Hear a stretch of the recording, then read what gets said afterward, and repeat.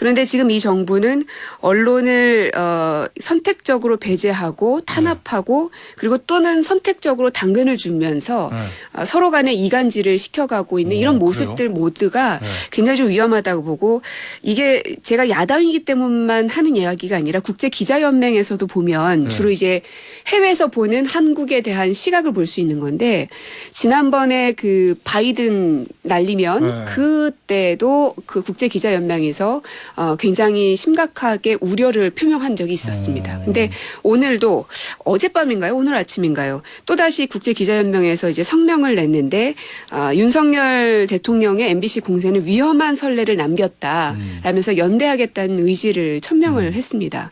그러니까 이런 걸 보면 우리 안에서만의 문제가 아니라 해외에서의 시각들도 한국의 언론, 즉 권력기관을 감시해야 되는 이 감시견의 역할이 굉장히 축소되고 은폐되고 있고 잘려나가고 있다. 김태현의 정치쇼. 김태현의 정치쇼 2부 뉴스 속 깊숙한 이야기를 들어보는 인터뷰 시간이 돌아왔습니다.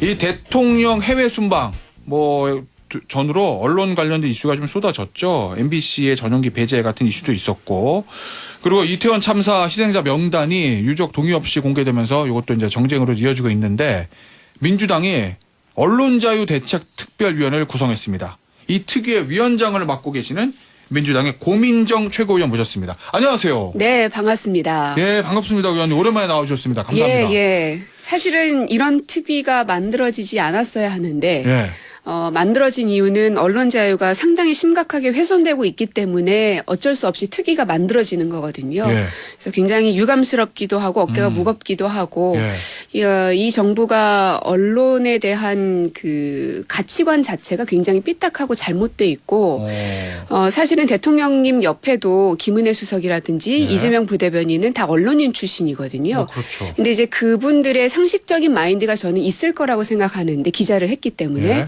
그러나 그들의 말이 전혀 반영되지 못하고 있다. 그래서 이런 문제가 계속 반복되는 것 같습니다.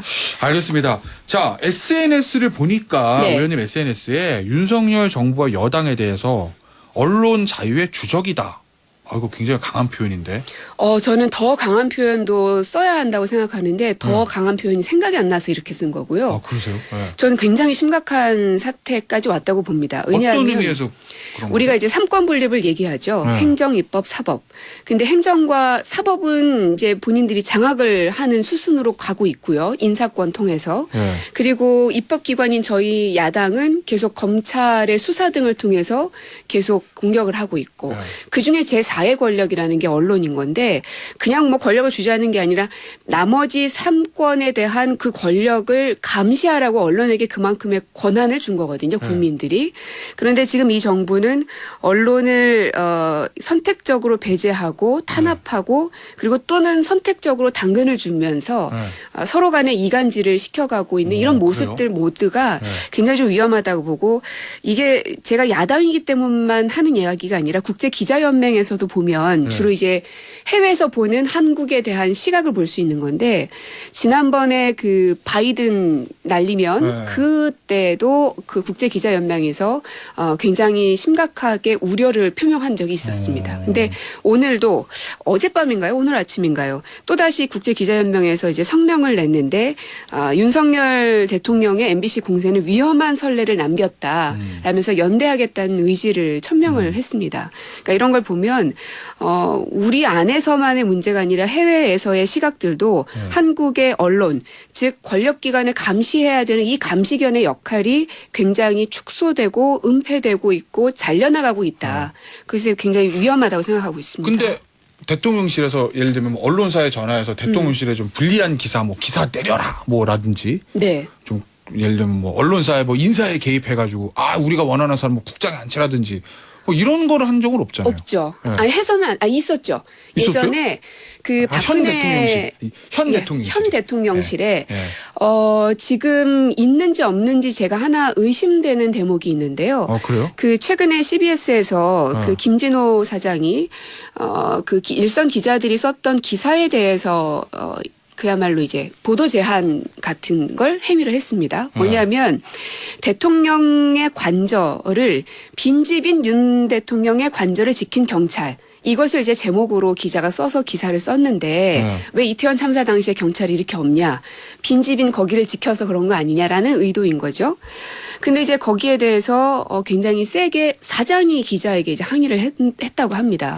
그래서 현재 CBS에서는 여기에 대한 어떤 토론과 논의가 지금 진행되고 있다고 알고 있는데 만약에 CBS 사장이 대통령실로부터 어떠한 연락을 받고 그러한 조치를 취한 거라면 이거는 사법적인 어떤 그거를 받아야 될 사안입니다. 그건 아직은 뭐 추정이신 거죠? 아직은 확실한 건 아닌 그렇죠. 거잖아요. 아직은 그렇지 않기를 바라고 있고요. 예전에 세월호 보도 지침 때도 이정현 홍보수석이 KBS 보도본부에 그런 걸 했다가 벌금까지 받았기 때문에. 알겠습니다. 자, 민주당에서 문제 삼고 있는 지점들 하나씩 하나 보죠. 일단은 MBC 문제를 좀 말씀하시는 것 같은데 요 MBC를 전용기에서 배제한 거 그리고 국세청이 MBC에 529억의 세무조사 동안 추징금 부과한 거 요것도 언론 자유에 대한 침해다 뭐 이렇게 보시는 건가요? 일단 하나하나 보면은요. 이제 추징금 먼저 얘기를 드리면 뭐 MBC에서 보도 자료를 내기도 했지만 일단 기본적으로는 국세청이 한 언론사에게 내용을 흘린 겁니다. 그래서 단독 기사가 났죠. 이거는 누군가가 죄의 대가를 치러야 될 부분입니다. 왜냐하면 국세기본법 81조 13항에 보면 비밀유지라는 조항이 있습니다. 그래서 과세 정보를 누설해서는 안 된다고 명시가 되어 있습니다. 그럼에도 불구하고 그 과세 내용 자체가 만천하에 드러나게 됐죠. 누군가로부터. 그거는 국세청에 누군가가 흘려주지 않고서는 알 수 없는 내용이기 때문에 포렌식 수사를 해서라도 그거는 바로 잡아야 될 필요가 있다고 보는데 지금까지 감사원도 그런 방식을 썼었거든요. 그래서 보면 감사원도 그렇고 국세청도 그렇고 권력의 어떤 칼잡이가 되는 것을 자처하고 나서고 있고 이미 법에 그러한 내용을 공개해서는 안 된다라고 돼 있음에도 불구하고 그냥 법 위에 있는 사람들인 겁니다. 그래서 법을 무서워하지 않는 정부 그리고 권력은 천년만년 가는 게 아님에도 불구하고 이렇게 무도하게 하는 근거는 뭘까? 어디에서 나온 자신감일까? 그 세무조사 자체에 대해서는 어떻게 생각하세요? 예를 들면 국세청 얘기는 기사 나온 거 보면 MBC가 여의도 4억 매각할 때 이제 법인세 탈루하고 그다음에 박성재 사장을 비롯해 MBC 간부들이 뭐 업무 추진비를 현금으로 받았다. 뭐 이런 내용이거든요. 그 세무조사 자체에 대해서는 어떻게 보시나요? 앞서 말한 그 부분에 대해서는 MBC가 국세청에 서면으로 답변을 받았던 내용이라는 거 아닙니까? 그럼 그 당시에는 국세청에서 오케이가 돼서 납부를 다 했던 건데 이제 와서는 그게 불법이었다라고 얘기하니 MBC로는 당황스럽고 억울할 수밖에 없는 것이고요. 그리고 그 현금으로 업추율을 썼다는 그 부분에 대해서도 관례적으로 그렇게 해왔다는 건데 그게 문제라고 한다면 당연히 이제 바꿔야 되겠죠. 그러나 윤석열 검찰총장 당시에도 147억이었죠. 혼자서. 여기 20억은 현직 사장과 임원들 다 합쳐서 20억이었는데 검찰총장 당시에 특활비 147억에 대한 내역을 공개하라고 저희 야당에서 굉장히 끊임없이 요구했었던 바가 있었는데 그것도 내역을 공개하지 않았습니다. 아마도 대부분 다 현금으로 썼기 때문에 내역을 공개할 수 없는 상황이지 않았을까 싶은데 뭐 본인의 것은 괜찮고 남의 것은 다 문제가 돼서 다 잡아가두겠다. 이거 독재 정권에서나 자행되는 일인 거죠. 언론사를 세무조사한 것 자체도 문제가 있다 이렇게 보시는 거예요? 세무조사 자체는 할 수 있습니다. 할 수 문제가 있다? 있다면 할 수 있죠. 알겠습니다. 하지만 그 내용이 부적절했다라면 그것은 언론을 탄압하기 위한 도구로 쓴 것이기 때문에 문제가 되는 거죠. 알겠습니다. 그 전용기 배제한 거는 어떻게 보세요, MBC? 대통령실은 어제 이제 이관섭 국정기획수석도 국회에 나와서 답변하길 이거 편의 제공하지 않은 거지 취재를 제한한 것은 아니다. 뭐 이런 취지의 답변했던데 대통령실의 공식 입장도 그런 것 같고요. 저는 김은혜 수석과 이재명 부대변인의 입으로 그 말을 듣고 싶습니다. 그러니까 기자를 경험했던 사람들이 기자로서의 일말의 양심이 있는 사람이라면 특정인들을 그것도 다 보는 앞에서 대놓고 대통령이 함께 비밀 환담을 나눈 거거든요. 여기에 대해서 그 말씀하시는 거구나. 전용기 안에서 특정 언론사 두 사람만 안으로 부른 거요. 그리고 이제 MBC는 특정 언론사를 배제한 것이고요. 완전 안 태운 거고 MBC는 안 태운 거고 다른 두 언론사는 거기 출입 기자들만 안으로 다시 부른 거 전용기 안에서. 맞습니다. 예, 예. 그래서 예. 거기에 대해서 언론인 출신들은 뭐라고 얘기를 할까? 만약에 그게 정당하다고 한다면 언론인이라는 그 타이틀은 버리셔야 되는 게 맞고요. 그게 아니라면 대통령의 참모로서 대통령에게 직언하지 못했던 것에 대해서 스스로 아주 통렬하게 반성해야 된다고 생각합니다. 아니 뭐 안에서 그 저 특정 언론사 2명이랑 대통령이 무슨 얘기했는지 저희가 알 수는 없으나 일단 대통령실에 이제 그 해명이라고 그러나 입장을 보면 이게 무슨 뭐 단독 기사 뭐 이렇게 뭐 공적인 얘기한 게 아니라 그냥 원래 알던 사이라서 사적인 대화 나눴다 뭐 이런 취지던 것 같던데. 그러면 사적인 대화를 나눈 모든 것에 대해서 혹시 영상이라든지 녹음된 자료가 있으면 공개하시면 되죠. 아이고 뭐 사적인 대화를 녹음했겠어요. 대통령이 어떻게 사적인 대화를 알 수가 있습니까? 예전에 대통령실에서 그랬죠. 대통령의 24시간은 모두 다 공적인 영역이다. 네. 그러면 더더군다나 전용기 안에서의 일은요. 더더군다나 공적인 일입니다. 저도 청와대 대변인을 했지만 대통령의 그 공간에 저도 한 번도 못 들어갔습니다. 아 그러세요? 아무나 그냥 전용기 많이 타셨을 거 아니에요. 많이 탔습니다. 네. 그러나 아무나 쉽게 들락날락할 수 있는 무슨 그런 방이 아닙니다. 그런데 언론인 2명만 특정해서 불렀다는 건 굉장히 심각한 거고 여기에 대해서 함께 하고 있는 대통령실의 기자단이 거세게 문제 제기를 안 한다면 저는 언론이길 포기한 거라고 보거든요. 그래서 그분들의 대응도 궁금하고 그러니까 결국은 나랑 친하면 당근을 나한테 덤비면 채찍을 이렇게밖에 볼 수 없죠. 알겠습니다. 어제 저 언론 관련해서 또 뜨겁게 저 메인 뉴스와 오늘 조간신문을 장식했던 게 요거거든요. TBS에 대한 예산 지원 중단. 서울시에서 이번 조례안에 통과가 됐죠. 그러면 TBS가 예산의 70% 이상을 서울시 출연금에 의존하면 이게 내후년 1월 1일부터 끊기면 내년까지만이거든요. 맞습니다. 요거에 대해서는 어떻게 보세요? 오세훈 시장의 입장이 참 궁금합니다. 요 얼마 전까지만 하더라도 시의회의 입장과 나는 입장이 다르다라고 얘기한 바가 있었거든요. 그래요? 예. 그러나 일단 시의회에서는 이거를 통과를 시켰죠, 힘으로. 예. 하지만 오세훈 시장은 그 지방자치법에 의하면 어떤 그 뭔가 문제가 있거나 공익을 해칠 우려가 있는 사안들에 대해서는 20일 내에 제의를 요구할 수가 있습니다. 그래서 아직은 대통령 거부권 같은 건 일종의 그런 거죠. 그래서 오세훈 시장에게는 아직 한 번의 기회가 남아 있고 이게 TBS가 본인들 마음에 들면 가지고 가고 마음에 안 들면 잘라내겠고 이것이야말로 정말 독재 정권으로 가고 있는 지름길이거든요. 그러한 선택을 오세훈 시장이 어떻게 할지 저는 좀 현명한 판단을 해주시길 마지막으로 좀 기대해 봅니다. 어떻게 할 것 같습니까? 어떻게 해야 한다는 건 지금 의원님께서 말씀하신 것 같고 오세훈 시장이 어떻게 할 거라고 예상하십니까? 만약에 윤석열 정부에 대한 국민들의 지지가 점점 지금처럼 계속 낮아진다면 거부한다고 생각합니다. 오세훈 시장이요? 네. 왜냐하면 다음 권력에 대한 그 욕망은 누구나 다 갖고 있을 것이기 때문에요. 딴 길을 간다. 뭐 이런 거. 네.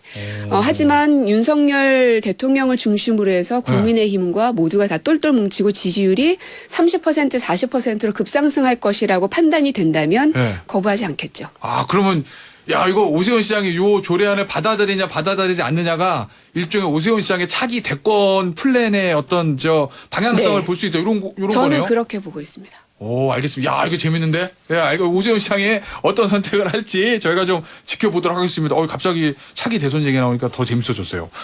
하나만 더 볼까요? 언론사 관련된 거. YTN 지분 매각도 민영화 시킨다는 거. YTN 지분 31%가 아마 한전 자회사가 가지고 있는 거여가지고 이거를 저 매각할 수 있다. 이 문제도 이것도 민주당에서 문제를 삼고 계시는 것 같은데 이건 왜 그런 거예요? 사회적 합의가 필요한 대목인데요. 예전에 97년에 원래는 최대 주주가 연합통신이었는데 증자를 감당하기 너무 어려워서 이거를 인수해달라 하고 이제 제의를 했죠. 그래서 그 당시에는 한전 KDI라는 공공기관에 이제 판 겁니다. 맞아, 그렇죠. 예, 그렇게 했고 그 당시에 목적 사업에 종합 유선 방송 사업이라고 명시까지 다 했습니다. 그리고 이후에는 MB 정권 들어와서 또 다시 매각하려는 시도들이 있었고, 근데 못했죠. 못했습니다. 그 당시에 나왔던 이야기들을 보면 공공기관의 97년 그 당시에 팔았던 것은 네. 공적 지분 구조를 보도 방송이 가져야 한다라는 그 사회적 합의 속에서 이루어진 것이기 때문에 네. 지분을 매각하는 것도 사회적 합의가 반드시 필요하다라고 해서 지분 매각이 이루어지지 네. 않았었습니다. 그러나 지금 윤석열 대통령실에는 상당수의 MB맨들이 다시 들어와 있잖아요. 예. 그래서 이거를 지금 이 대한민국의 이 모든 것들을 다시 과거 MB 시절로 퇴행을 부추기고 있는 것으로 보여지는데, 그래서 이 YTN을 권력의 힘 혹은 자본의 힘에게 주는 것에 대해서는 사회적 합의를 거치지 않고 하는 건 그것은 그야말로 언론 탄압일 수밖에 없는 거죠. 사회적 합의가 있다고 하면 지분 매각해서 민영화 시키는 것 자체를 반대하시는 건 아닌 거죠, 그럼? 네네. 그래서 사회적 합의가 굉장히 중요하다는 겁니다. 알겠습니다. 요거 하나 좀 볼까요? 요 명단 있잖아요. 이태원 저 참사 이 희생자 명단. 네. 요거를 민들레하고 더 탐사 뭐 요런 매체에서 유족의 동의를 구하지 않고 이제 명단을 공개해서 좀 논란이 일었는데 이건 어떻게 보시나요? 민주당 최고위원 입장에서. 유족 동의가 있었어야 한다고 저는 생각합니다. 계속 저희도 대표도 그렇게 얘기를 한 바가 있었죠. 공개 전제를 뭐 그렇게. 석상에서. 예.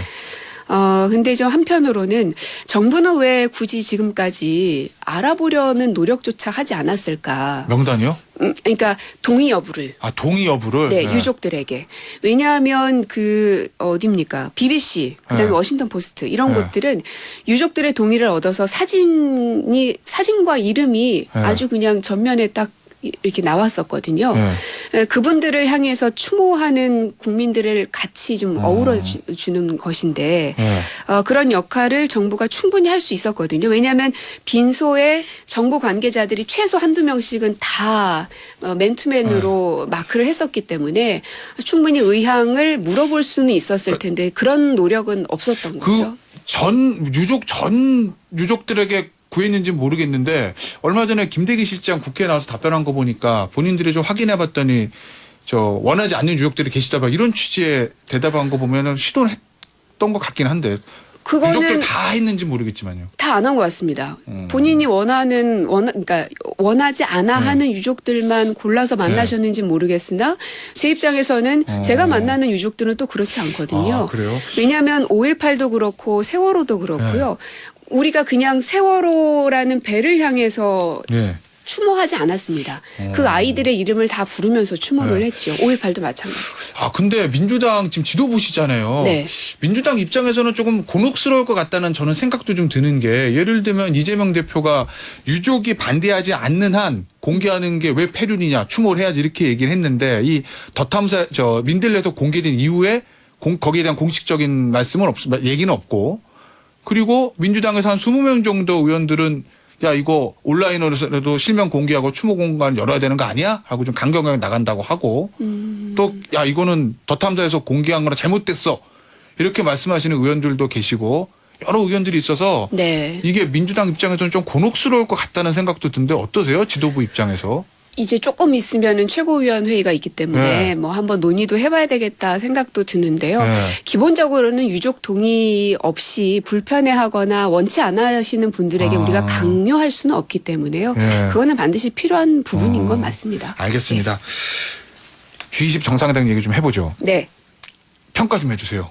이번 대통령의 해외 순방 한일, 한미, 한중 정상회담 다 했습니다. 네, 중요한 정상회담들은 다 했는데 저는 굉장히 치중된 그러니까 균형 외교를 의도적인지 아닌지 모르겠으나 균형적 실험 외교를 저버린 이번 순방이라고 생각을 하는데 왜냐하면 네.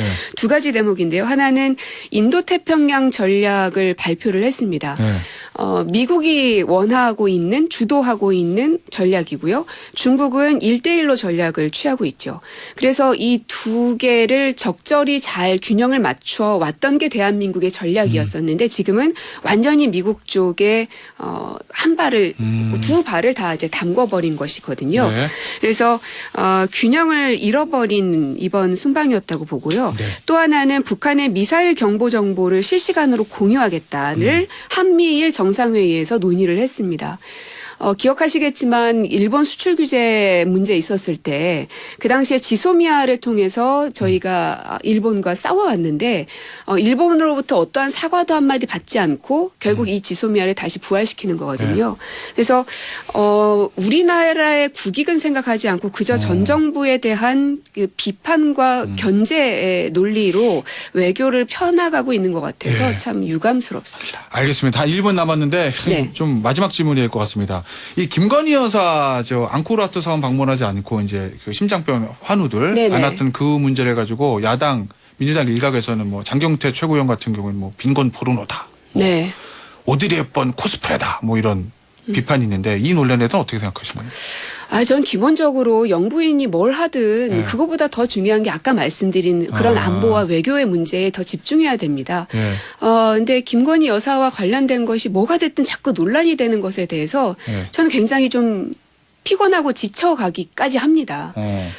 그래서 자꾸 이제 기자를 좀 동반하시라고 네. 말씀드리는 이유가 괜한 오해를 지금 사고 있는 거잖아요. 만약에 그 자리에 SBS 기자가 들어갔더라면 네. 하나하나 다 찍어서 내용을 다 풀을 했을 겁니다. 그러면 네. 이런 정도의 논란은 없죠. 그 야당의 빈곤 포르노, 뭐 오드리 헵번 코스프레 이런 비판에 대해서는 어떻게 보세요?